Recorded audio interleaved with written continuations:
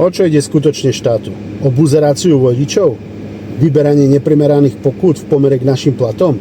Alebo ide skutočne o prevenciu a o ochranu zdravia, majetku a životov ľudí v cestnej premávke? Podľa mňa je toto prvé. Ja mám nejakú skúsenosť z Anglicka.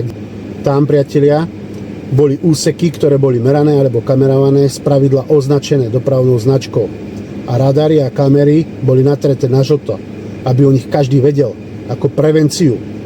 A keď bol niekto taký blbý a taký arogantný, že aj napriek tomu porušoval dopravné predpisy, prípadne išiel rýchlo, tak mu prišiel domov pozdrav.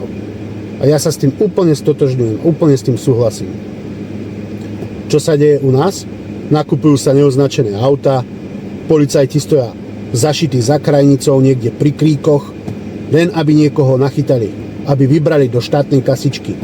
Prečo? Pretože štát je zlý hospodár a potrebuje to zase vybrať od tých najslabších, od ľudí. My tu máme cesty v dezolátnom stave a namiesto toho, aby sme ich opravovali, ideme investovať do kamier, ktoré nám uvidia až do auta, čo tam robíme.